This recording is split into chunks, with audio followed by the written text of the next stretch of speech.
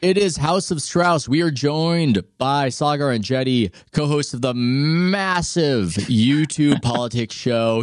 Why are you laughing? What is that humble laugh? You've got, what, over million subscribers? Something crazy? Yeah. It is massive. You know? Yeah, they don't give you the gold plaque for nothing. So I guess. Oh, yeah. You got a plaque. That's very impressive. Well, yeah. I will table set our conversation this way. I don't necessarily want to get into the nitty gritty of the political horse race. I went a little bit in that direction last podcast with Ross Barkan, the New York politics I like writer. Ross. Smart dude. Yeah. I like Ross as well. And yes, indeed, he is a smart dude. I want to get into some of these dynamics of the business and the media. I want to get a little more Lindy Sagar is what I want to do with this conversation.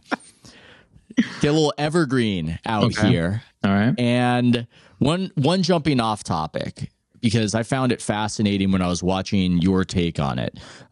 You and Crystal talking about this whole Tenet Russian scandal where there were some people on the right who were being paid by the Russians as part of some wacky potential influence operation where some of these people, according to the Department of Justice, might not have even known it was the Russians, but they were still happy to cash that $400,000 a month or whatever they were getting paid. I'm talking about Tim Pool.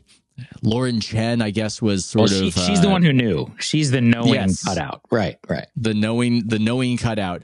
And I don't know if I can possibly get into the exposition of all of it. I thought you and Crystal did a great job, but you started to get very passionate when talking about it, about the choices that you guys have made at breaking points and remaining independent, and how you don't do advertising. It's subscriber funded, and you've been completely steadfast, uncompromising on all of it. So I want to start the conversation there. I've got some other thoughts about this whole thing, but I want to know why. You almost sound like a committed lefty. This is interesting. No big business, no dollars. Well, no it corruption. would be leftist if I was making no money. I mean, I think that's kind of what bothers me, is that you can make a perfectly good living, build a thriving business. I have a lot of employees.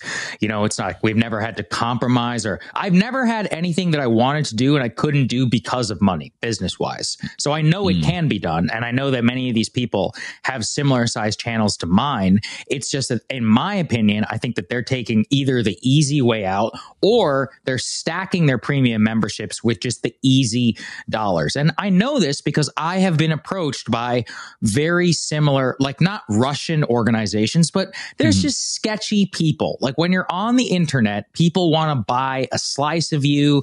People want to advertise their bullshit, shitty product. It's always also like kind of a red flag. It's like, bro, you're coming to me. That means iHeartRadio said, fuck you. Like, you know, it's like if you're coming direct 9 out of 10 times, it's because iHeart, Spotify, SiriusXM, all the major ad organizations, they didn't specifically want to do a deal with you. So the reason I was passionate about it is because, to me, it reveals something fundamental about not only just character, but due diligence. So I care a lot about due diligence in my business. I don't do business with people who I don't trust. And for the colossal amounts of money that we're talking about, it was just very clear to me that they're like, okay, cool. So it reveals two things. A, you'll take money from anybody, and that includes advertisers who, look, there's no advertiser in the world who's just going to give you some shit for free. All of them are always like, oh, you know, we're not going to tell you what to say. I'm like, bullshit. I've seen it happen too many times. That's why I don't do it. We do programmatic ads, which is like YouTube and iHeartRadio, and they place them on that. And we do the direct subscription. But, you know, IRL, what does it tell you? They're not really all that involved in their business to the extent where colossal sums, which you rely on, you know, and that's another thing. Everyone always remembers the people in front of the camera. Ethan, you also, I'm assuming you have a producer, the guy who sent me the email. You're responsible for him, man. You know, I have a lot of employees. My integrity is tied to their livelihood. Dudes can't pay their mortgage because I took some Russian money. What if the DOJ asks for some clawback? Or reputationally, you know, if you work for me, I want to be able to give you a good reference no matter where you are. So one of the important things about, you know, owning a business is that you really learn. It's like, it's not about you. It's not just about you. There's a lot of people. Yeah, your name may be on the thing, but people depend on you. But wait, does that mean you have a moral responsibility to accept advertising money from Manscaped or whatever to juice the revenue? I'll tell you this: if I was ever in a situation where I was like, shit, I can't pay these guys, that's a whole other story. Then I mean, like, maybe. I mean, I don't think, I mean, it's not going to happen, so it doesn't really matter. But I mean, theoretically, if I was ever in a situation where somebody's job was on the line, then maybe I would do it, because I would just be like, look, I don't want to fire anybody. I hate firing people. I hate, having to be in that situation. And I would be very upfront and honest. I'd be like, this is not something that I wanted to do, but this is something that I felt was responsible, just because I want to be able to give the show to people, or Crystal and I, or we would have to discuss it. Maybe we wouldn't do it. I don't know. But I guess my main point is just that it's, for me, it was really about integrity. And it's also about, look, and their response is always like, well, CNN takes money from pharma and nobody says anything. I'm like, well, yeah, but that's bad. I'm like, the whole point that they're dying also. Yeah, exactly. So it's like, but we don't want to do that. It's like the whole point is that we should move away from that, and we don't have to do that anymore. Yeah, that's my frustration with a lot of people around me, because I live in Blue World in the Bay Area, where you'll point something out and the immediate reaction is like, but Trump does this, but Trump, it's just, do you want to live according to that standard? Yes. I mean, I guess you can. Do, but, apparently that's what's been revealed, is that everybody just wants to be liberated from having any sort of standards and indulge their id completely. I had a theory. I loosely lobbed it to Michael Moynihan in regards to this whole Tenet controversy. And you can tell me if I'm overanalyzing this, but I wonder if it's the kind of thing that's downstream from the changing social media dynamics, and that when Twitter was run by ideologically lefty people, and a lot of people saying conservative things were banned or shadow banned or whatever else, it almost paradoxically helped the conservative commentary economy, because it was samizdat. You couldn't find it elsewhere. You couldn't find these opinions on social media. So a Dave Rubin type could make a lot of money by just doing interviews, and you didn't even need to necessarily rely on trenchant commentary or surprise commentary from a Dave Rubin, and he could make a lot of money.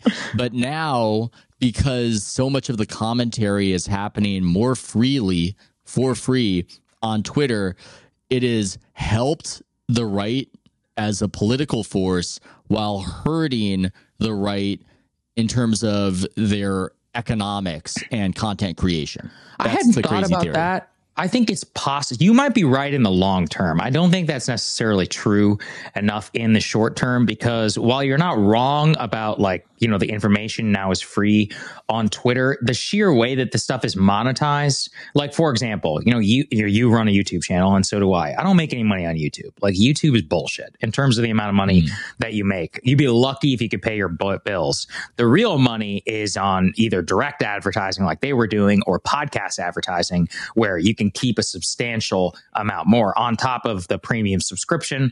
Very efficient transaction. You pay me $10 a month and I pay processing fees, and I get to keep the rest, right? So it's like, that is genuinely way more efficient than all of those. And they have legacy businesses, and more what I'm saying is that I don't see any evidence that their views or their audience is going down. If anything, it's probably the opposite, just because of the way that cable news is trending. So right now, for example, we have the 2 worst quarters in cable news history. We had WBD write down $11 billion in its acquisition of a lot of the TNT or the Time Warner assets. You had Paramount Media do the exact same thing a week later. Terrestrial television is in a nightmare tailspin. WBD just signed its very first its new carriage deal with Charter Communications, and I am desperate for those numbers to leak. I want to know how far the carriage rate has fallen, because I'd be willing to wager substantial amounts that it's very, very high. There's also that high stakes thing going on right now. Disney versus DirecTV.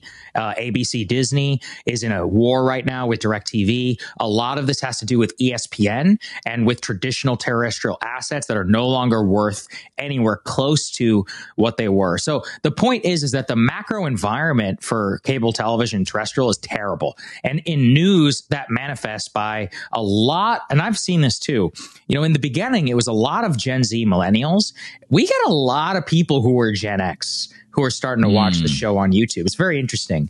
And my theory, just because I can look at the data, is that that's the number one demographic cutting the cable cord and moving to YouTube to get their news, which just makes them more like everybody else. Okay, well, let's talk a little bit more about that, because I was very much struck by your tweet to this end, where you were talking about this very topic. It was Peter Kafka tweet about how another brutal quarter for pay TV, down 1.6 million subs. That's a 6.9% drop, to which you said, "Don't shoot, let them burn." One of my favorite movie quotes. One of my favorite movie quotes. I wonder. I don't dispute that this is happening. Yeah. But should we celebrate it? You seem giddy over the death of television. I mean, I think these people have done a lot of bad stuff to America. I mean, I think they're bad people. I think they're I mean, at the very least, I'll say this. Are there a lot of problems with the new era? Yeah, but it's exciting. It's interesting. Things are new. Look, I'm a disruptor. At the end of the day, I like to see disruption. I like to see change. You're not supposed to call yourself that. That's like a hipster calling themselves a hipster, or a woke person calling themselves woke. You are a self-titled disruptor. I'm sorry. Continue. Listen, I built a relatively thriving business. I did build 2 channels to 1 million. I like to think I know something about this.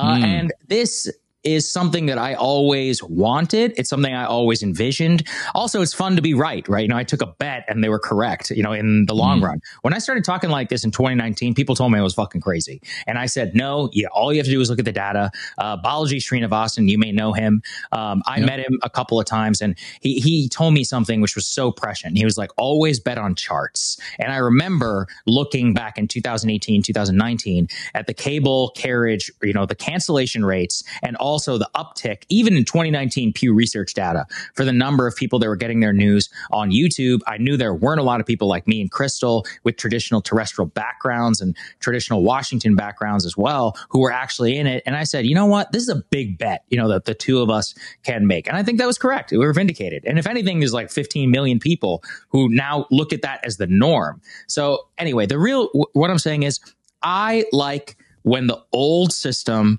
crumbles because something new can emerge. Now, the counter is everyone's like, well, it may be worse than the previous. Maybe, but there's opportunity. So, for example, this last presidential debate, you may not even be aware of this, but these are historic debates, because these debates are not happening through the Commission on Presidential Debates.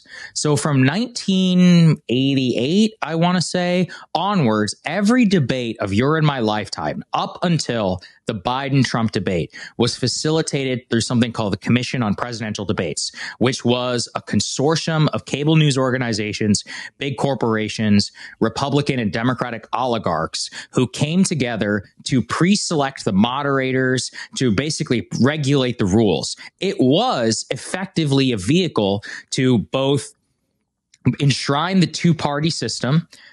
Ross Perot got in once, and they were never going to let that one happen again.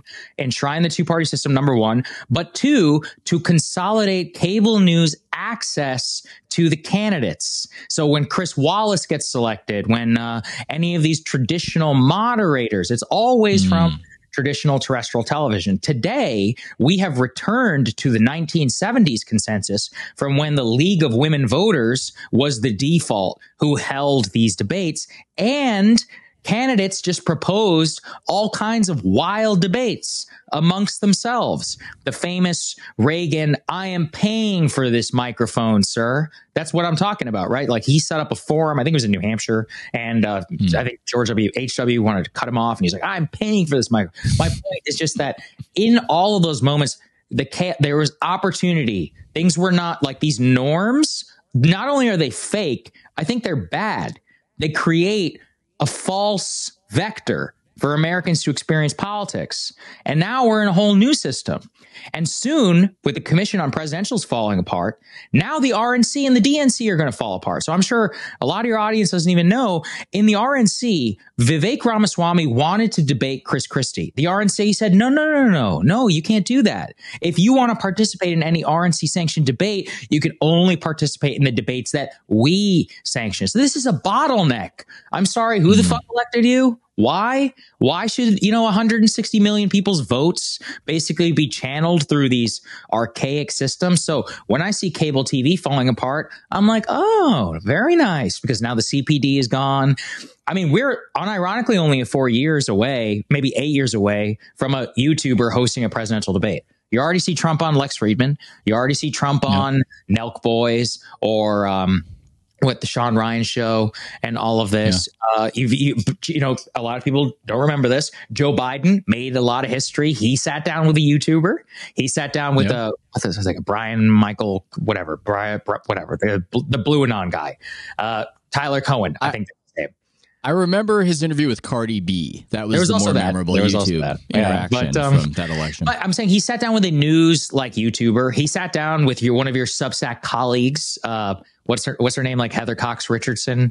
I think that's her. Colleagues. The lib lady. Like, it's like if I write a book, then I'm a colleague with other people who write books. But I'm aware of her. She's a big deal. She's a big deal. Right. And Biden sat with her. And so the space is there. We're not far away.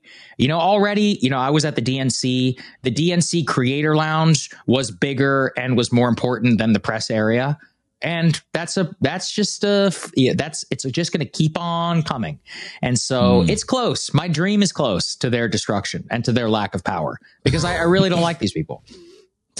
I mean, okay, I could go two different directions with that. The first direction I will go, let's press on that one right there, because there could be an argument for, hey, this is an imperfect system that organizes everything that we do. But you could say the same thing for the Constitution.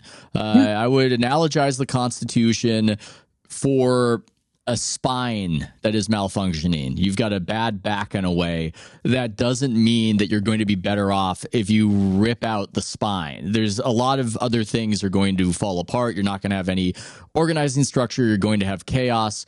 Why is it different for this? Why the total destruction of these mainstream properties that organize and make sense of what we're consuming? Why is the destruction of these things ultimately good and you're optimistic?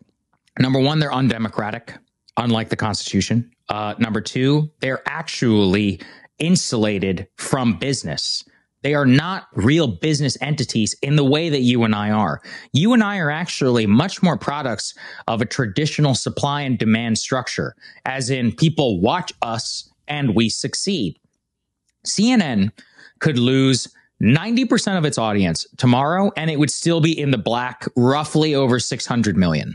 That is a fake business, because the business is set up on cable carriage fees. That's where the vast majority of the profit comes from, for CNN, for Fox News, and for MSNBC. So I think that what that does is a terrible incentive where ideology is able to capture all three of these institutions, and they are totally insulated from their positions, on top of benefiting from archaic structures of the 1990s. So one of my favorite books, the ones that I always recommend, is called The Loudest Voice in the Room. It's a biography of Roger Ailes. Not only was Ailes like a singular and very important figure in American history, but you need to go and understand the physical process through which you attain cable. We're talking about literal slots, analoged, like the amount of things that go into the box and the wires and how you get the monopoly. And they are literally just brand beneficiaries of the fact that the internet did not exist. And then they created the greatest business model of all time. You know, I don't begrudge the people who did that, but more so the institutions themselves, they just do not respond to supply and demand in a way that I think is really important for small d democratic institutions. So that's my argument, is that whatever comes next, it will be more reflective of democracy. It will be more reflective of eyeballs, of people's views. You may not like that. A lot of elites will not like that, but I will like it because I want it to be more representative. Yeah. Yeah. I think I'm more agnostic. I'm actually pretty optimistic. I'm just doing the devil's advocate thing. And also, I can't predict the future. I don't want to get too optimistic. I remember in 2010, everybody was so optimistic about the Twitter disruptions and how it was going to create democracy all over the world. And we've largely forgotten about how Pollyanna-ish so much of the media commentary was. The Facebook and the Twitter impact on everything. Well, I would argue that they were kind of right. It just turns out that democracy doesn't always look the way that we want it to. So, for example, you know, my parents are from India. India is a really interesting case. I mean, what I love about India and South America is they skipped the cable age. They went straight to YouTube. So when I tell people I'm a YouTuber in India, they're like, holy shit, that's a big deal. Like that's how people get the news. You know, they have TV news and all that, but, you know, villagers in India went literate. Literacy rates kind of coincided with 5G, and dudes in India are squatting on the street watching YouTube on their phone. That's how they consume information. In South America, Costa Rica, and elsewhere, same thing. If you tell people you're a news YouTuber, they think you're like Anderson Cooper, because that's how they consume the news. So I think that they weren't wrong. You know, in India, basically the internet and the unshackling of traditional institutions allowed for the coalescing of nationalist politics, which the entire Indian elite tried to suppress for all of its history. And now you have a BJP majority. I mean, I could say the same thing in a lot of the Islamic world is like, yeah, it certainly led to expressing more opinion. It's just not the opinion that, you know, we may want to see, you know? Yeah.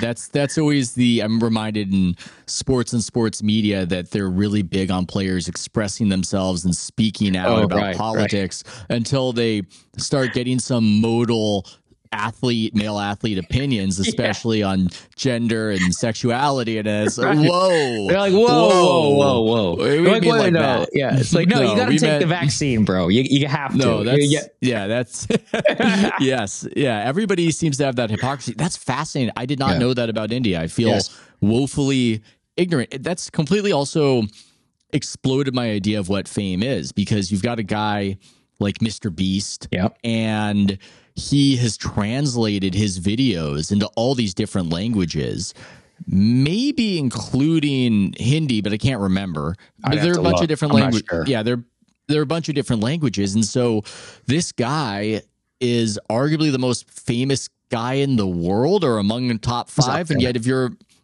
if you're American and he's American, but your parents have likely never heard of him. And what does that mean as far as somebody's fame level? Well, I'm not sure. It's just unprecedented. That's funny. I've thought about this a lot too, because Beast likes to say that Jimmy, I should say his real name. Jimmy likes to say that the most viewed person in the world is most powerful. And I think that's actually a fundamental misunderstanding of power. And I think he's wrong. And that's actually a really fun way to think about the difference between fame and power. And also part of the reason why I want democratization of a lot of these institutions, because I understand the gateways that they hold on power. So for example, on Capitol Hill, if you were to ask all 435 members of Congress, and you were to be like, hey, do you know who, and just name any YouTuber, I'm not talking about myself, and I would guess 10% would know. If you were to ask them, do you know who Jake Tapper is? 95%, maybe 100% would know. So if a YouTuber gets 5 times the amount of views, even a political YouTuber, but every single one of them knows who Jake Tapper is and has a cell phone, who's more powerful in Washington, right? And so that's what I'm trying to get at, is that a single New York Times column is orders of magnitude more important and influential.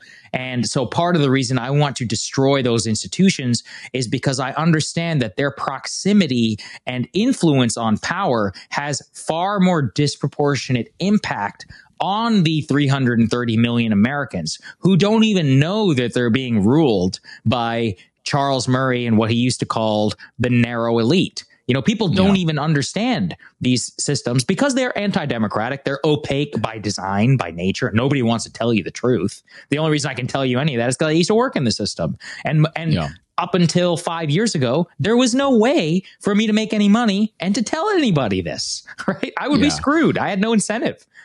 I'm starting to wonder if the closest thing that we've had to democracy in how you're characterizing it was actually Tom Friedman talking to his cab driver. Oh, yeah, you're right. Absolutely. He actually, whatever you think of him or mock him for, he's somebody powerful people read. Yes. They do. Yes. Obama cared about his columns quite a bit. I've been aware of other powerful people who have. And Biden loves Tom Friedman. Loves him. Biden loves Tom Friedman. So it's not a scientific survey-based reaction, but perhaps the cab driver is as close as you're going to get in that old system to democracy because he's telling him something that he can tell the powerful people about. What was the most influential call for Biden to drop out? It was not any Democratic leader. It was Ezra Klein saying Biden should drop out in the pages of the New York Times. That was it. That was the most influential call. I'm sure, Ethan, I'm sure you're annoyed by this too. In dissident circles, conventional wisdom from like 5 years ago will just be there. And then some random person on CNN will be like, well, maybe we should consider, 30% of X dissident wisdom. And everyone's like, oh my God, like such a good point. And you're like, what? Like we've all been saying that for years. And they'll forget about having been on the other side of that. Opinion. Oh yeah. That didn't even happen. It doesn't matter because you and I don't matter at all. We're not a part of the ecosystem. Well, I don't even know if it's that. I think it's some that has to do with human psychology because Nate Silver clearly matters to a lot of these people. That's why they get so angry at him. So many of the people who've been screaming at him for months as he's been saying Biden should drop out have instantly switched to having always had that opinion, but they retain that resentment of Nate Silver, I've noticed. And that's just, you're so right. That's just how it goes. It's completely, I can't live that way. I don't understand. Maybe they're happier than I am. If I never remembered my previous opinion, I suppose I would be more sanguine, but they're definitely happier than we are. That's for sure. Well, okay. Well, that's a good question as well. I want to get back to the YouTube space, and especially I'm obsessed with the whole youth gender gap. We'll get into all of that. Happiness, that's hard to achieve when you talk about politics. I'm wary of treading into politics because I notice that the reactions are even more unhinged than they are for sports. At least with sports, even if people get too passionate, there is a little sense that you're being silly to be that passionate, and it doesn't actually matter that much. Politics, people say it decreases a very smart person's IQ. Politics does, that impact. You see motivated reasoning take hold of people, and there's an inherent toxicity there. So how do you feel about that? You seem like a happy warrior on the outside. Well, is it easy to maintain that? No, not at all. It was not always this way. I think, this is a tough question. So when I got into this is all I lived and breathed and I thought about. And that was at the point when I was definitely the best at my job. And it was also probably whenever I was best or worst at everything else.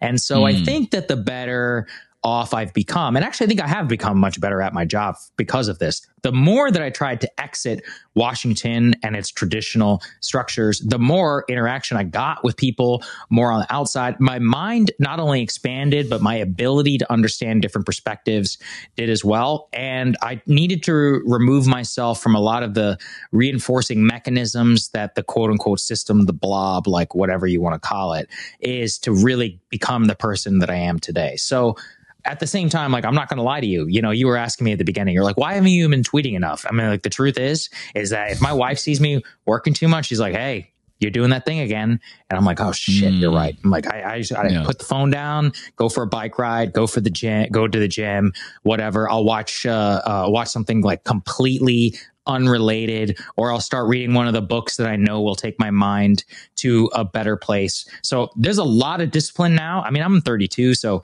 you know, it's taken a while to get this way. 10 years ago, no way. I was glued to the phone. I was at every event. I was out 6-7 nights a week. And also, everyone talks about that, where they're like, these young kids need to learn work-life balance. I'm like, I don't think that's true. I actually think the sprint and slow down strategy is probably the most efficient and the best. As in, you get the vast majority of it out, you know, you kind of get it out of your system, and then you start to learn quote unquote balance.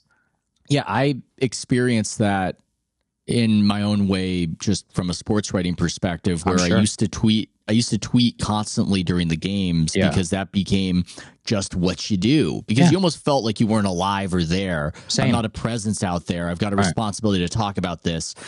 And when I came back, because I had a year-long sabbatical and I was hired back by The Athletic to cover the Warriors playoff run of 2018.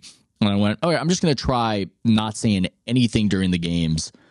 And if I do say so myself, my columns got way better. I can't imagine. I'm so sure that they got like 10 times better. They got better. And I also realized something else, which is, and this sounds additionally a little bit, I don't know, but it's true. Your angles get stolen when you put it out there for everybody for free. Absolutely. And so I realized that sometimes I would say something and I would get what I wanted in terms of influence on the conversation. But when it was time to actually generate the product that paid my salary and paid my boss's salary, that was no longer a novel concept. I had already tossed it out there for everybody, and it wasn't as valuable. It wasn't as surprising. And ultimately, that caused me to tweet less. But there is a trade-off. When you're less of a presence, you're less of a presence. Your name isn't out there as much. I don't really tweet about nearly anything of value. I just put my links out there. That's been a choice I've made just because of my own frailties. I think you've got to be honest about your own limitations. I'm more sensitive than I would like to be. I wish I was one of these people who could just lean into all of the hate and people misunderstanding me and just bask in it. And you see that with Dave Portnoy of Barstool, where and Glenn. I actually think Glenn is more Glenn Greenwald. He's the king. Like he thrives on it. Yes. I wish I was like him. It really gets under my skin. Yeah, it's a video game to him. I legitimately think he enjoys it. He does. I'm not built that way, and I just have to make that trade-off. I maybe would be wealthier, better known. My business would be doing better if I was out there on Twitter just building my brand. But I can't. I psychologically cannot handle doing it. I just know it. I can't do it. That's good. But you did what you needed to do to get to where you are. So you don't need to do it anymore. I was just like you, you know. In fact, the reason I have so many Twitter followers is because I was the guy. Like for the entire Trump presidency, I tweeted every single thing the man said. Either what happened, some of my thoughts. I probably had 200,000-300,000 followers before I even started this job. I don't even know how many I have now. Somewhere around 400, something like that. But my point is, I don't care anymore. I'm just like, you know what? I've been there. I've done that. And like you just said, I actually think that by shitting out takes and not actually thinking about it, you both give away nascent angles to other people, but you rob yourself of the ability to just feel like, what do I mean by that? I'll have a nagging feeling. One of the things I love about doing stuff like this or my own show, dude, I can just talk as long as I want. So, for example, you know, during the protests, Twitter version of my tweet would be protests don't work. Protests are actually not responsible for any major social change. That would be the Twitter version. That would get shit on. But if you and I sit down, I'll be like, okay, so I read Taylor Branch's Parting the Waters in the history of the civil rights era. And actually, if you look at polling data from 1962 around sit-ins, and if you understand the history of the 1964 Civil Rights Act, I'll give you a 1-hour course on why I believe protests don't actually work that well and are not all that responsible for social change. Yeah. But that doesn't come across. And then I'm going to get stuck in this back and forth. And, I'll meet some guy on the street who'll be like, hey, dude, you're an asshole for saying protests don't work. I'm like, no, but that's not what I mean. It's like, you know what? Yeah. It's so frustrating because I call that stigmatized summation too, where I've avoided that by not doing it to myself. I think that is a very astute observation that you, in a way, are not only giving away the novelty of your take, but you're presenting the worst version of it. Absolutely. And hurting your reputation because of it. But then you will explore the space, you will give your refined version on YouTube, and then somebody else is going to take it and then give the stigmatized summation. You can't control that. This idiot said that Martin Luther King Jr. wasted his whole life. Right.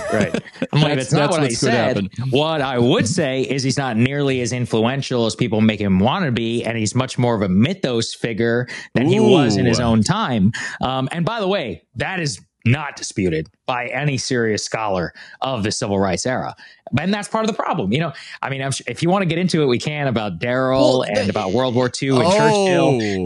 That's the perfect example where I was shitting on a lot of these people, where I'm like, the average Churchill poster on this website read Eric Larson's, what I forget. I don't even remember the title now, even though I have read it. Splendid in the Vial. There we go. Splendid in the Vial. It's back here somewhere, which is, one of those popularist biographies of Churchill, and think they know something about World War II. And I'm like, the truth is, it was a major historical event. It is the biggest global conflict we have literally ever had. One of the fun things about World War II is it was deeply litigated at the time and the immediate years afterwards. And so any person who is seriously familiar with historical scholarship and debates should not have been surprised by that at all. 98% of it are midwits who took, social studies class, watched Band of Brothers, and read like The Splendid and the Vial. And by the way, this is the funny part. I don't agree with Darrell at all. I do not agree with him at all. I think he's totally wrong. But to be like shocked to call it Nazi apologia, that is the shit that just bothers me so much. Well, I might go a little more towards a little bit of apologia there, but at the same time, I do think that, and I've discussed it with Michael Moynihan, and we were mostly shitting on Darrell, but I do think there's something to the idea of a sort of mythos that can come out of these realities, these historical realities, that are then politically useful and sacralized. The people involved, they cease to be a human being, and you're attacking something else when you sort of just explore who they are, question, did they have as big of an impact as we act like they do? Where did they have a negative impact? And that's something that happens. I mean, there's a whole conversation there that I didn't expect us to get into of whether we need noble lies. And that's something that's interesting to me. Yeah, we probably do. Yeah. Noble lies. Okay, listen, probably do. All societies have always had them. They have a lot of downsides. Like I became obsessed with Munich and appeasement. I've probably read like 10 books just on Munich. And basically everything people know about Munich is totally wrong. And it is at the very best, it's misunderstood. And it is used again by people who read like popular histories, summary of like one book and or social studies, and are using it to justify, conflicts and fueling conflicts today. And that's fine if as long as they're being honest. But part of the problem is I don't think that they are. I think they genuinely don't know what they don't know. And so noble lies are important in terms of, hey, we should never allow something like this to happen again. It's like, okay, yeah, I don't, philosophically, I don't disagree with that.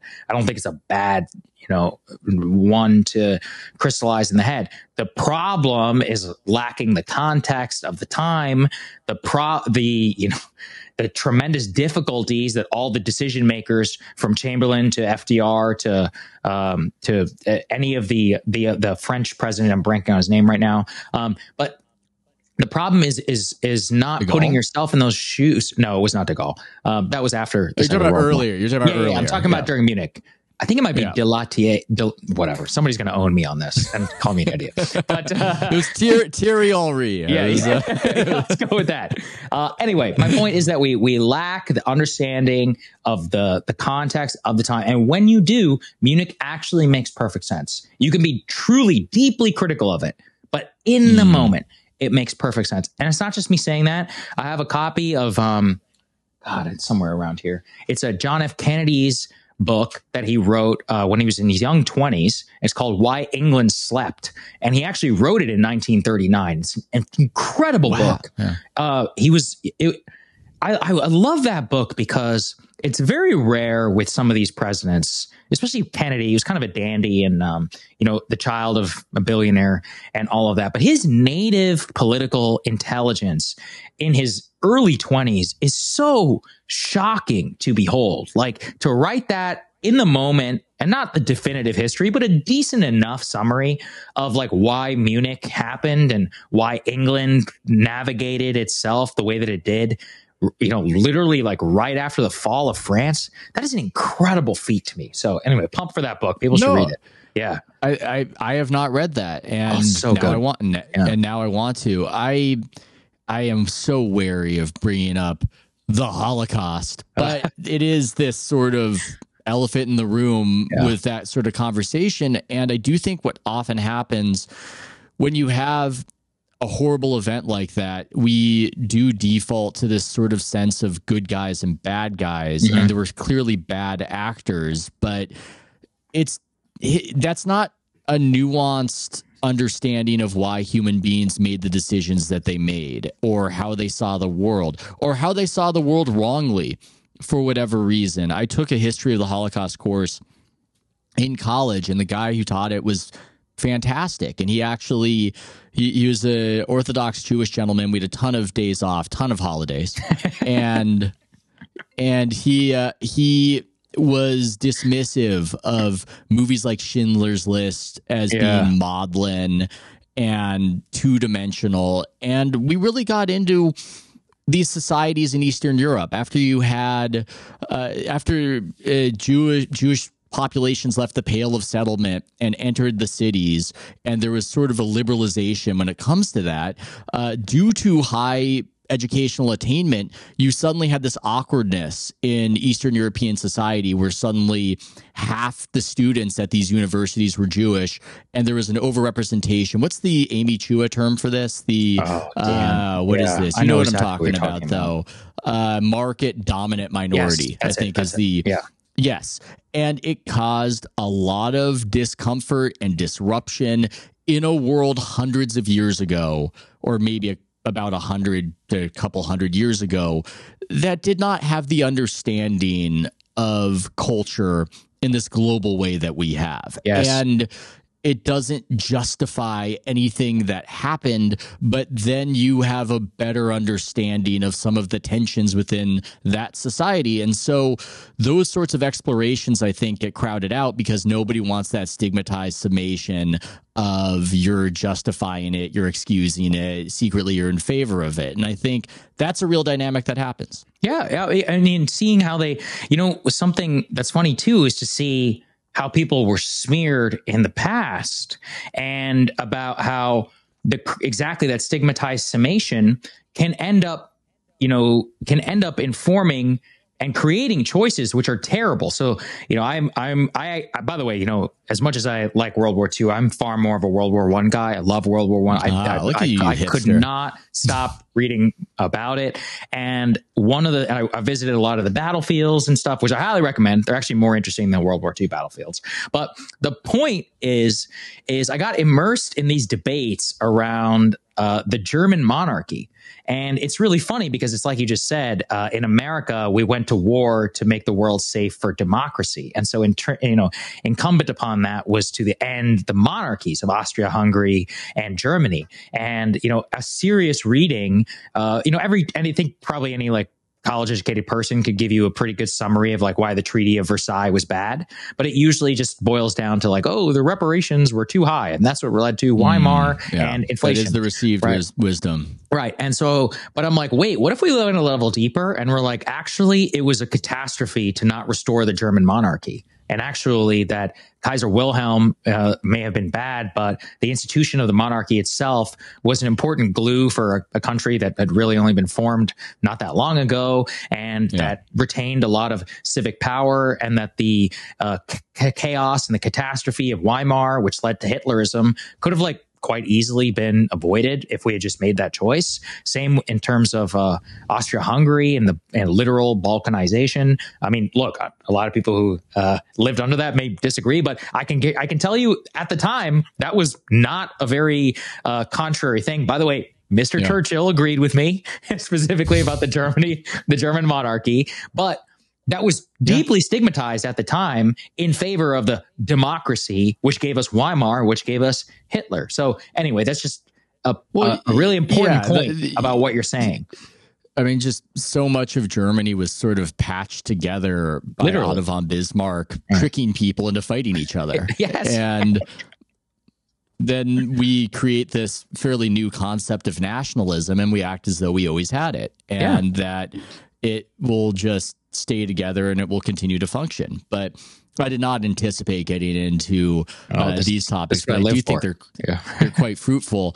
Let's get back to the modern and get back to the culture war, as it were. You moderated a debate on your channel about the current Zoomer political gender gap between men and women. And you had a conservative woman and a liberal man talk about this. Yeah, both Zoomers. Both Zoomers. And the entire time I was wondering, man, I want Sagar's take on what's happening and what's going on. You read a tweet. I'm basically reading the tweet that you read because I wanted your take on the tweet. And they had their own thoughts, but I wanted your take on the tweet. It's Hassan Piker, who is a streamer on the lefty side of things and appears to be a bit of a gym bro. And he's lamenting the current situation. He says, young male interest online from gaming, fitness to culture, and self-help is dominated by right-wing, red-pilled manosphere commentary. They prey on the anxieties and insecurities of vulnerable young men. You guys also mentioned David Hogg, who is a Zoomer. I think he was in the Parkland shooting. I think that's how he became known. And he's on the lefty side for the Democrats. And he was lamenting how if we lose the election, it will be because young men have shifted to the right. I can find that tweet somewhere and maybe give it a more accurate rendering. But that's why? That's what he said. But he said it was a little bit. There's a little bit more. There's a reason I'm going to look for it. But in the meantime, why? Why is this happening? Multifaceted. I've thought about it a lot. I think everyone blames COVID, and I think it's happened long before COVID. Specifically, so I think we have to take a step back and just analyze elite institutions, which are at the center of all of this. I believe, actually, that Sheryl Sandberg might be more responsible for this than anybody else.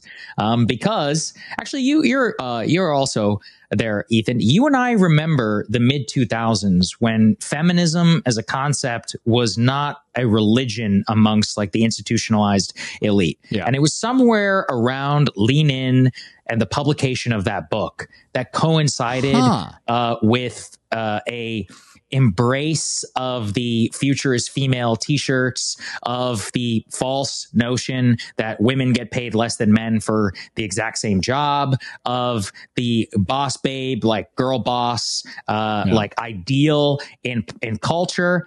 And it took a decade for that to manifest not only in terms of the elite and its beliefs, but their ability to take that ideology and impose it on the upcoming generation. So what effectively happened is that you had a generation of teachers and other elite institutions that kind of embraced this like false god of lean in and of feminism, like, and I'm talking about corporate feminism here. And that then infected everything online, from, if you'll remember, the whole Ellen Pao scandal, if you'll remember a myriad of the fake Me Too stories, if you will look at the way that these topics and even like the male ideal and all of that was either suppressed or told that it was bad for more than a decade plus.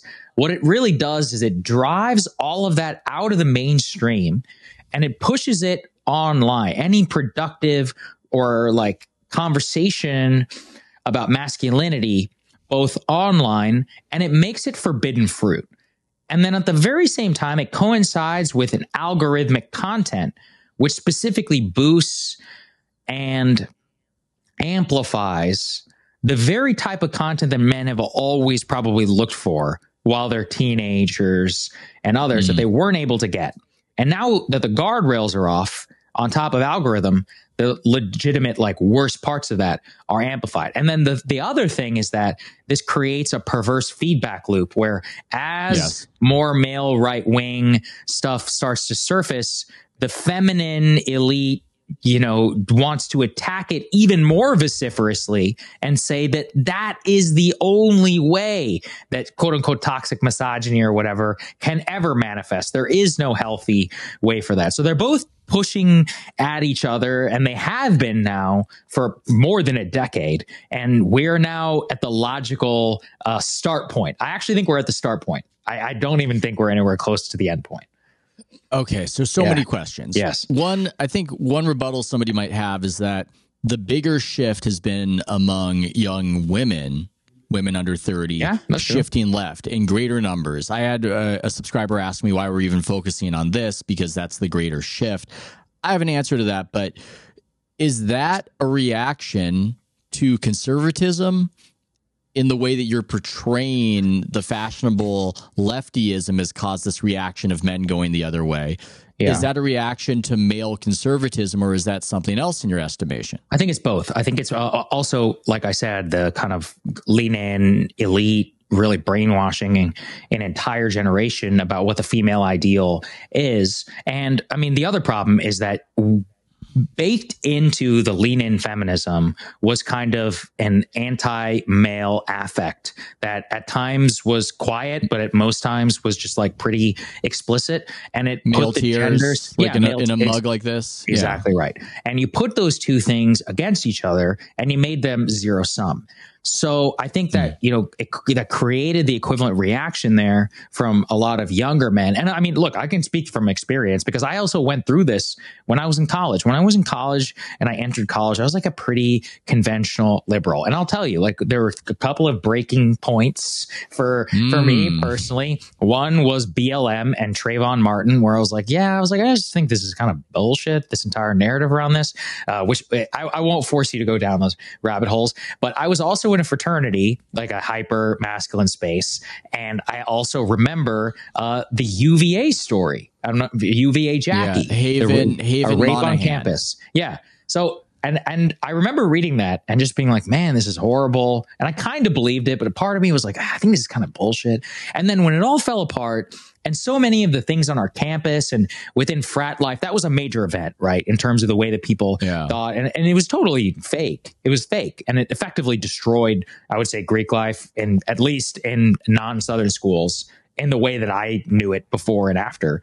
And those two events basically built on like hoaxes was very important for me, because I was like, oh, this is the religious aspect. And once you start to get into that, I can't even imagine being young today and experiencing one of these like every year, let alone once every couple of years. It's kind of be truly red pilling.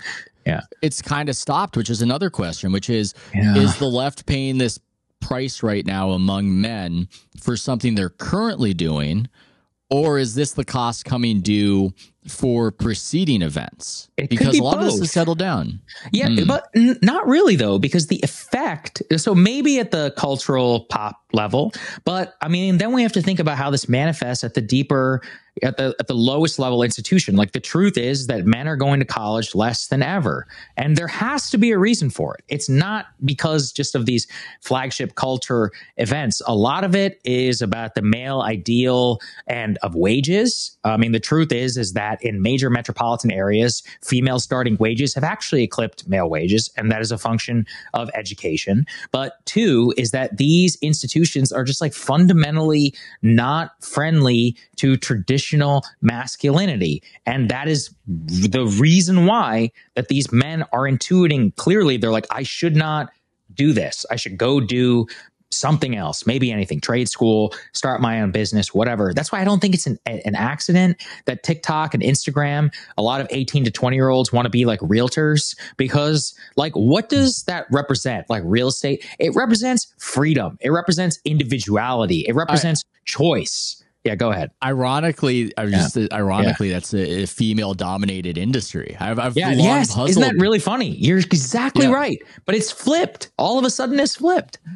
Yeah. I've long wondered why women are dominant in real estate, but that's it's because it's part-time. It's actually simple. It's the perfect mom job. I'm serious. How dare you? How dare you? You don't think there's some feminine wiles when it comes to selling absolutely. houses? Absolutely. But if you look at the economics of it prior to the National Association Realtor settlement, which frankly, these people were cleaning up and it was bullshit the way that they were making money. So I'm glad that their fees structure has come to an end. But if you look at the previous economics of it, you didn't have to sell or work all that much to make a relatively good amount of money on an annual basis.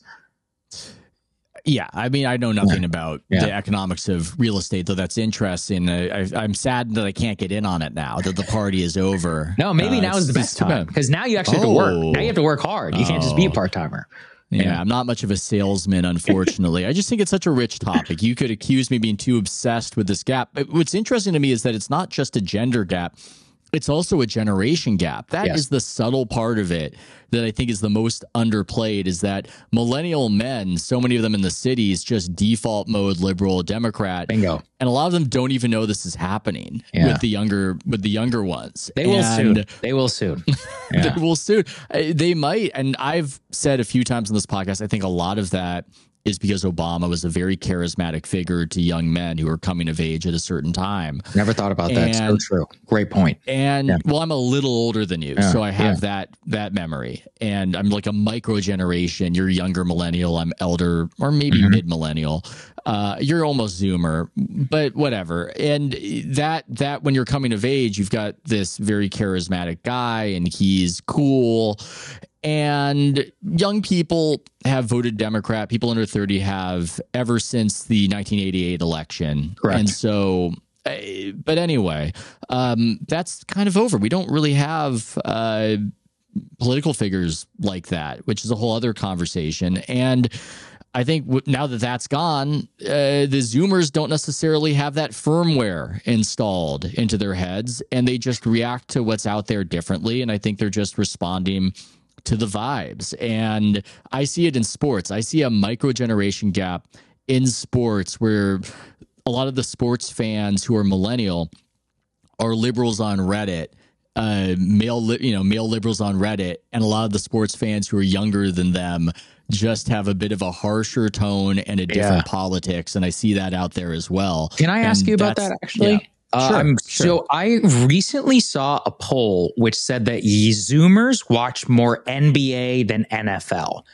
One, is that true? And I don't think. Two, why? Like, if so, why would it be that NFL is deeply boomer, Gen X, millennial, not Gen Z, whereas the NBA is much more successful with Zoomers? I don't. So I don't watch sports, so I genuinely don't know. I'm like, why would that be? Well, that's a whole other question that you go on the Barstool podcast, even though you don't watch sports. But I think the only way you can get to a number like that is through a poll. Okay. You're not going to get to a number like that with actual viewing habits. It's pretty hard when the Christmas Day games are on and the NFL is by an order of magnitude getting more viewership. there's just not that much of a preference difference between age groups for that to happen. I think the reason the polling might say so, though, is because you can consume NBA content in a way that's divorced from the games. And if you like highlights, and a lot of young people like consuming these products via highlights and sort of this subsidiary not subsidiary, but this, what would I even call it? This part of the product that's downstream of the bigger product. That's how a lot of people absorb. And there are better highlights in the NBA. The NBA generates more highlights than the NFL generates. It's perhaps you could argue a more graceful product, but it's also less scarce. So what hurts it in terms of overall viewership, because they oversaturate with too many games, might actually help it in this respect of generating short clips that people share with one another. What it is not doing, apparently, though, is getting these kids to actually sit down in front of a television or, yes, on YouTube and watch a game fully. That doesn't appear to be happening. So I completely buy why Zoomers would consider themselves NBA fans at a level equivalent to the NFL, but yet it not determine their habits as far as what games they watch. That's really interesting. I hadn't thought about that. No, I mean, it's just one of those where I kept trying to think, I'm like, what would it be? Just because I'm sure, when you're in my age, NFL is like religion, man. And it's like God. I also grew up in College Station where A&M is. So it's not even NFL. It's like college football is God. But I was trying to think about what that habit would mean. There was some theory I had seen about was basically about individualism in the NBA and how the players are better at social media. I've actually gotten to know some NFL players, and they're not actually all of that. They're not like NBA stars in terms of their social media presence, but just it's called helmetitis. Yeah, literally. They're not as much of a face, although some of them are quirky. Some of them are, yeah. Aaron Rodgers certainly is a character. But it's hard to generate new fame. This is a whole other topic that overlaps with some of our topics, which is that new fame is hard to achieve. Why was Taylor Swift's tour such a big deal apart from her talents and her song catalog? I think it's because she is the last household name. She's the youngest household name. She's a millennial. She became famous before social media reached. She's the last vestiges of the monoculture.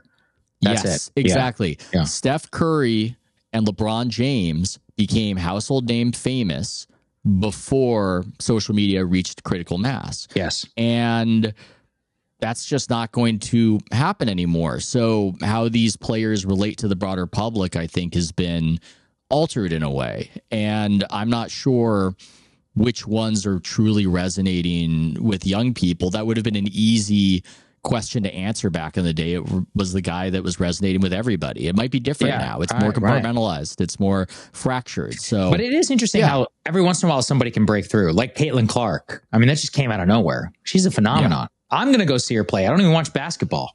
Hey, do you want to go see Caitlin Clark? Sure. Absolutely. Yeah. And why not?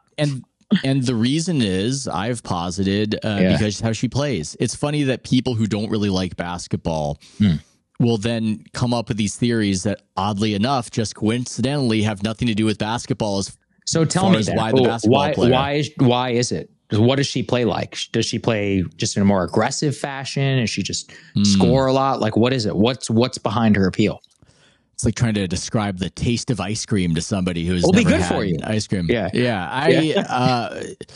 I think she plays with a sort of aesthetically pleasing grace that is reminiscent of Steph Curry in a women's game that hasn't necessarily had a person doing it quite like that.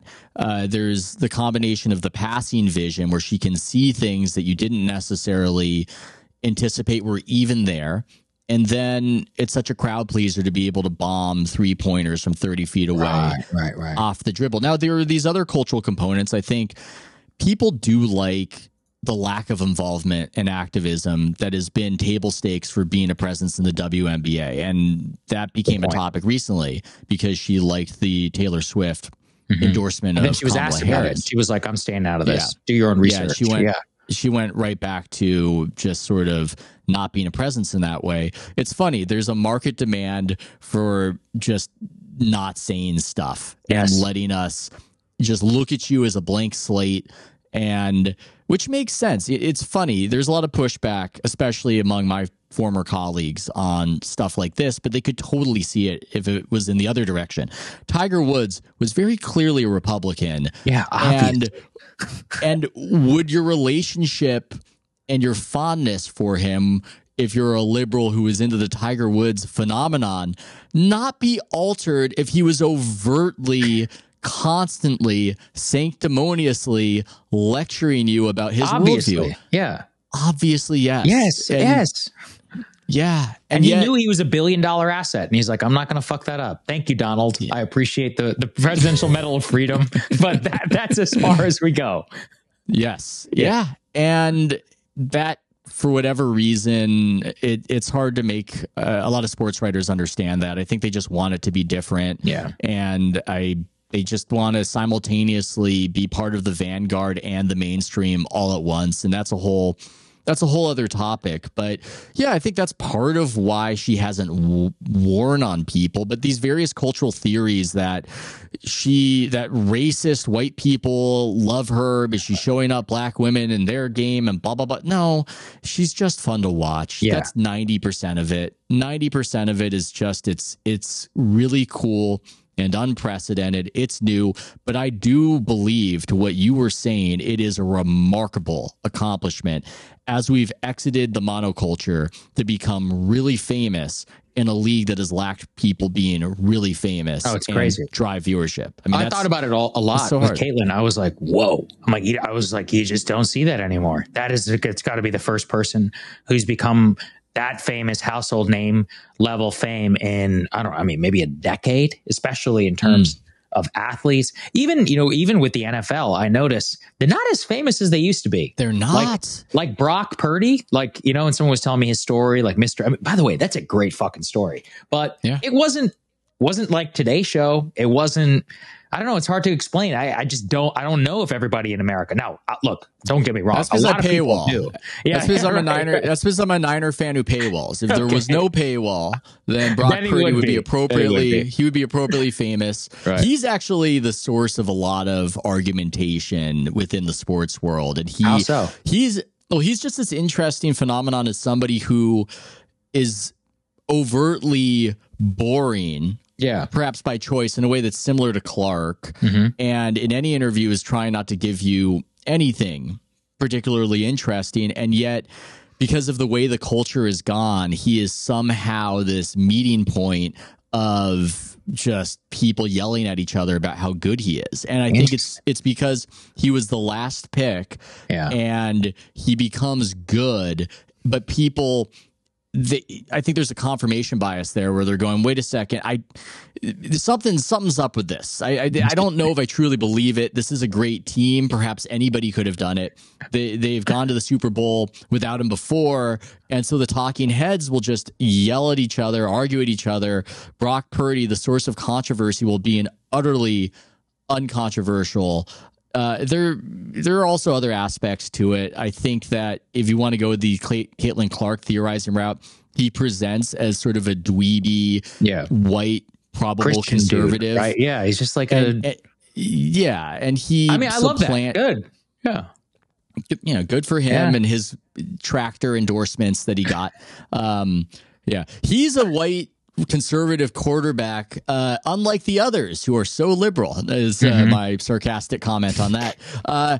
But yeah, I think there's an aspect of that. Maybe he supplanted the third pick of the draft, who happens to be black. I don't think he was any sort of political figure, but maybe, you never know. And people argue about how much these cultural elements matter, and what you learn is they often really matter to people in media and not so much to everything else. Exactly right. The people who are watching the games, they don't care, man. Like, no, it's not really a factor. But these in younger media, ones, though, yeah. they're interesting. I've noticed that. So again, it's funny because I don't watch football a lot. I mean, I know enough, but I'm like watching the way that the game is now talked about, and it's very intellectually kind of appealing to me. So, for example, I for some reason getting pushed like videos of CJ Stroud like breaking down, he's fun. and I was like, I love this kid. I was like, this kid is so smart. Or now that Tom Brady is retired, like I think he was on Colin Cowherd's podcast and he was talking specifically about how he would read a defense and his whole thought process. And I mean, just as a person who anybody who's the best at what they do, I could listen to them talk all day. I don't even need to know what they're good at. I could just listen to like that thought process. For if you want to be good at something, go find 50 other people who are good at 50 different things and just see how they look at stuff. And I've noticed with social media, maybe I'm wrong, you could tell me. I think that seems to be fundamentally different than the way that I would have consumed sports, let's say in the 1990s and 2000s. This seems to be much more like an intellectual, like football IQ, almost going after the super fan, but it's relatable in the sense of when I see CJ Stroud speak, I know this dude's only like what 23 or whatever. I'm like, he's fucking good at what he does. Yeah. Like, I just know I can listen to him and I can hear it. It's really interesting. Yeah. Good at what he does and also very confident in it. I like that clip where his buddy Micah Parsons, who's a defensive superstar, they were designing their ideal team and what play they would run against each other. And it's just fantastic content. I think the secret with a lot of that stuff that I've noticed, because there was this race to the top in a way, intellectually in sports, of I've got to divulge all the sneaky strategy stuff that's happening. There's a cohort of fans who wants that. And it did become a little like the old school Economist, where it was the magazine that everybody wanted to be known as having read, but they weren't actually reading it. Yeah. Yeah. And in my opinion, what you need to do, the complicated behind the scenes strategy needs to be condensed into something simple. A stigmatized summation. No, but not stigmatized, but a summation. I've made the, there was this play the Warriors used to run in the early Steph Curry star days called Elevator Doors. And the way it would work is that two of his teammates would come together shoulder to shoulder as he ran between them, and the defensive player would slam against the two guys setting a pick together like he had missed the elevator doors. And when I first noticed it, I didn't know what the play was called. They told me about it. I wrote about it. And next thing I know, I see announcers talking about it on TV. And suddenly everybody in the basketball universe knows about it. And why is that? It's because it's metaphorical. It can be grokked. It can be understood. And it can help you appreciate this Steph Curry guy and why they would run such a unique play for him. I think that stuff, it's good if it can be reduced, and it's charismatic if it can be reduced. Sometimes there's a little bit of guy doing a guitar solo where 100%. Cooper Kupp, the wide receiver, was interviewed about why he did something after the game, and it sounds like he's talking about astrophysics, and people shared that, and that was viral, but we didn't know what he was talking about. It was just amazing to see somebody good at what they do talking in that way. But I think that's the challenge for a lot of people in sports media, if they're in that space of trying to help the smart fan. Teaching at a base level is making the complicated simple. And I do believe in the Richard Feynman aphorism that if you cannot explain something in simple terms, then you don't truly 100%. Understand it. I completely agree. Yeah, I mean, that was the test. I was like, I don't even know what this guy kind of is talking about, but I know what he's talking about. Like when he's explaining defense or what he looks for intuitively. I don't need to know anything really about an offensive line just to be like, okay, I get at a fundamental level what he is looking for, and also his sensory perception of things that I would never think to look for, and also what the training of the 10,000 hours of doing that teaches you, kind of to see. I just find that amazing. So in a sense, I mean, it's probably a really good time to be in sports media. What do you think? I don't think many people would say that. I just had a little riff on it today about my generation. Many of them have washed out and are a little bit bitter, maybe a little politically deranged. Really? Got the millennial brain worms. But I'm in the NBA writing space. I came out of a group of bloggers who were almost in your treating... cohort? Like who? Oh my God, my cohort. Bill Simmons is older than you, right?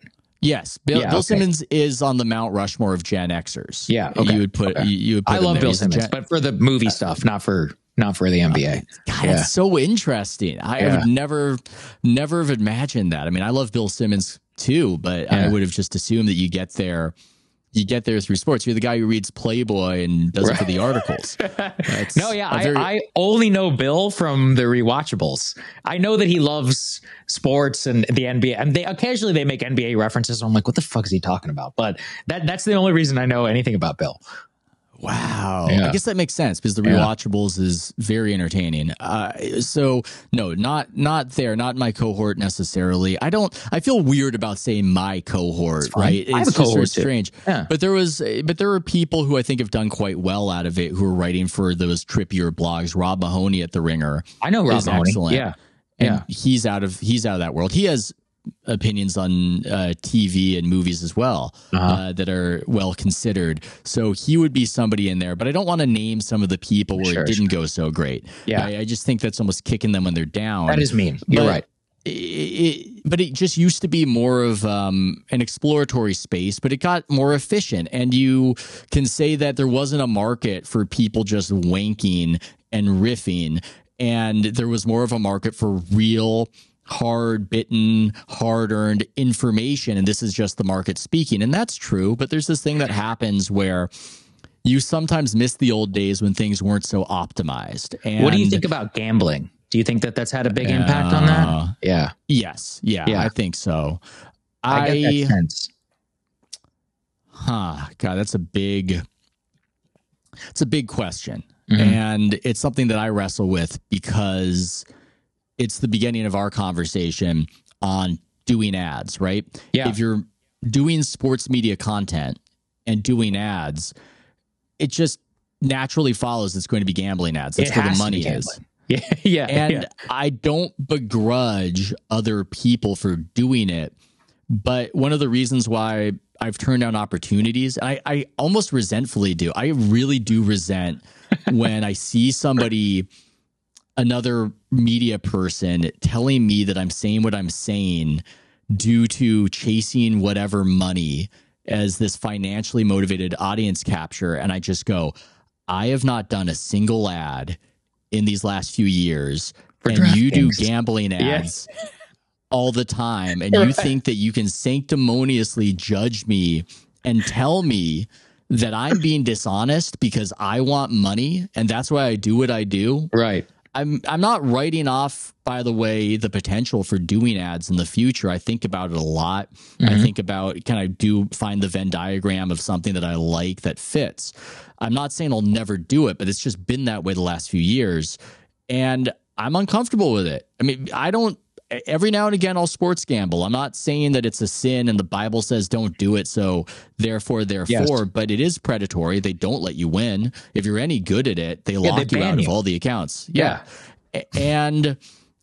But at the same time, it almost is good for quality control that it's become gambling focused because it is informational. And your commentary has to be real. And if your commentary leads to people losing money, you're going to hear about it. You're going to feel that.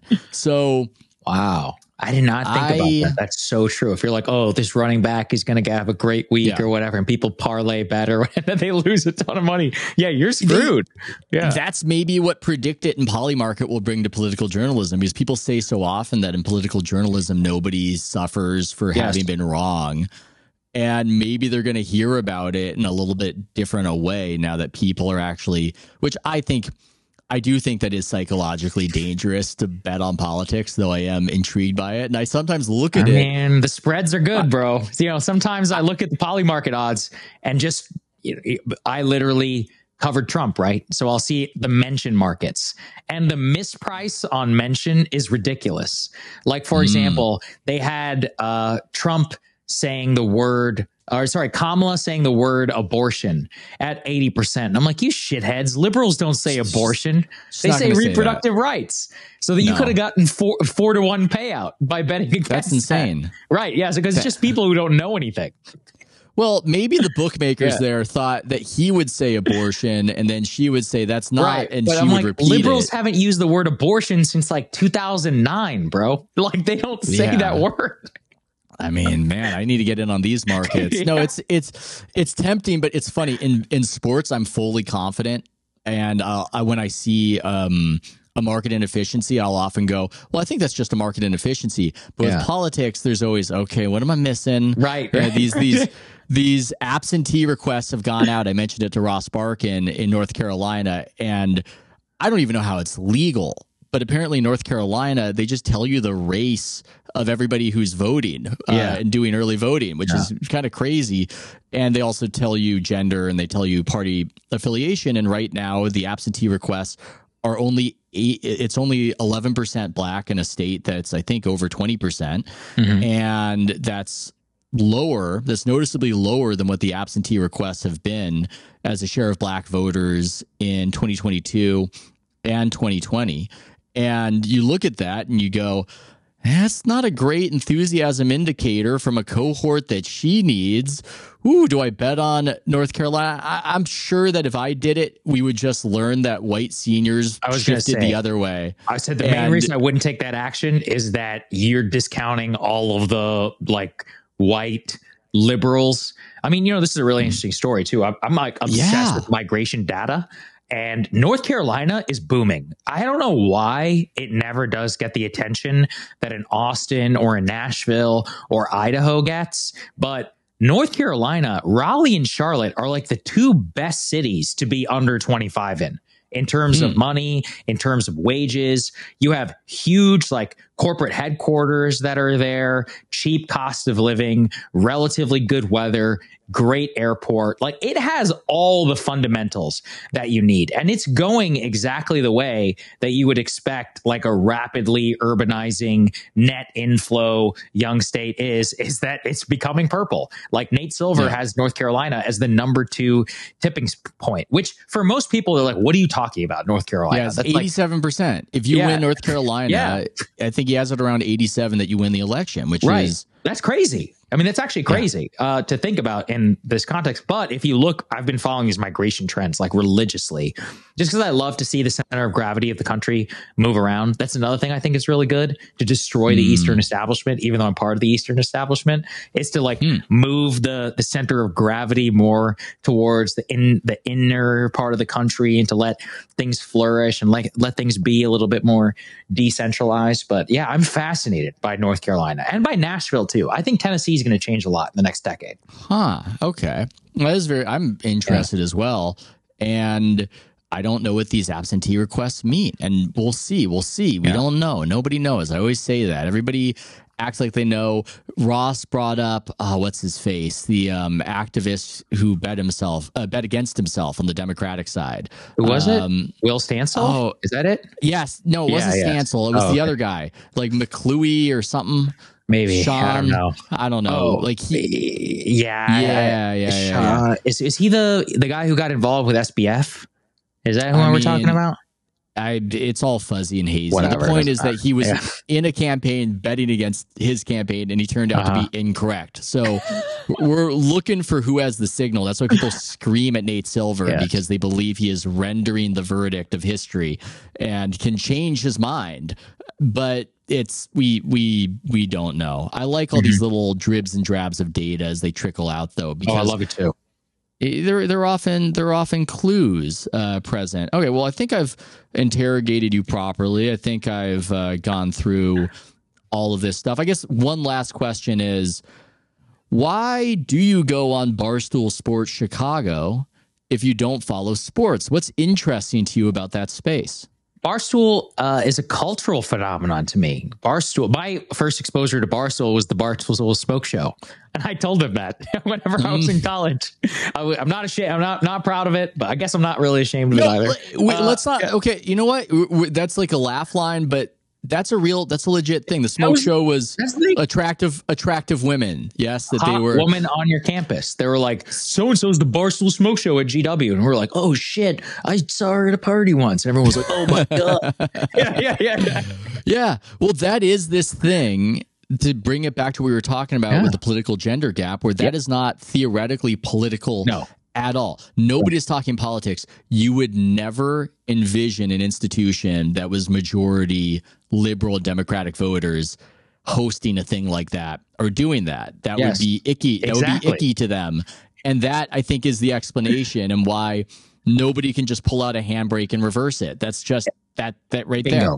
I mean, you asked me about the gender gap. That there's a reason. Is that I think in 2011 you could be into the Barstool Smoke Show and be like an Obama voter, and I think these days if you're engaging with the Barstool Smoke Show, you're either not voting or you're like more inclined to Trump than you necessarily want to think. And you would never tell your liberal friends about it either. But yeah, I mean, that's really what it is look, Barstool as a company, as a cultural phenomenon, as this entire like idea of the lean in kind of thing this thesis that I have around lean in feminism. I think Barstool is actually a very important part of that. I think Dave himself is one of the most important political figures in America. And it's funny because I know that he hates that I say this. Let's drill down on that. Dave Portnoy. Yes. And I don't think you're wrong, but I need this unspooled.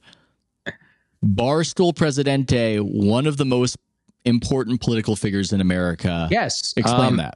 Because I think that Dave, I mean, look, it's not an original thesis, and a lot of people hate this idea, but Matthew Walther wrote what I believe is the most politically insightful column of the decade called Rise of the Barstool Conservatives. And it was in 2021, I believe, that he wrote it. And what he said is that increasingly right-wing politics in America will embody a socially libertarian like valence towards free speech. It will not prioritize religion. It will be explicitly secular, which means it will be pro-choice. And on economics, it will kind of embody an entrepreneurial, like libertarian-esque, like let me just do business, like get away from me, man, ideology. This is, they called this in the 90s, I believe they called it South Park conservatism, but that was too early because that's when America genuinely was like very religious. But the reason I think Dave is like a prototypical new generation of a political figure that hasn't existed in quite a long time is this is a guy who explicitly was pro-Trump in 2015. He's clearly a Republican, but he's also come out and said, I won't vote Republican because of Roe versus Wade. He is himself in 2022. Yeah, in 2022. He's like, I literally will not vote Republican. He runs this company, which is obviously counter to the modern left, which at the same time embodies a lot of traditional, like quote unquote, left wing ideals, and yet is embraced in a right wing fuck you valence. And I was like, there's nothing more conservative to me in 2024 than that. Like that's Barstool. And so that gets with gambling and male culture. It gets with male alienation. Like it has it all. And that's why I think like Dave himself is that lightning rod. And like I said, by the way, I'm sure he hates this because I've talked about this on Rogan and elsewhere because he doesn't want to be political. But that's actually part of why it's even more important and why the non-political is the political in 2024. And that's why he is so important. Yeah, that's it's the problem and the annoyance is that we have these neutral spaces and we like that they're unsullied by politics and there are these cultural DMZ zones, but that makes them especially enticing high ground for the competing ideologies to seize because that is what's normal. If the neutral is reflecting your values, then you have truly won. And that's why there's such a vigorous fight for it. But I think that there's something to what you're saying. And I think it was a harbinger of perhaps not doom, but a dampener when Portnoy in 2022, as somebody who supported Trump earlier, was saying of the Dobbs decision, this is a disaster. Why are they doing this? Yeah. And that's also what makes him interesting to me. That's not me saying that I think this is a great guy and I support everything the guy says, but no, you said that. No, I don't. No, but it gets conflated. Just recognizing the value of somebody can get conflated. What I'm trying to articulate is that if he was strictly partisan, he would be boring to me. That's what I'm trying to articulate. If he supported Trump and then he supported everything on the Republican platform, as some people do, then that's one way to see the world, but that's boring. He also attacked JD Vance. I don't know if you remember that. So remember there was that clip going around. He sounds like a communist. Yeah. He sounds like a Democrat.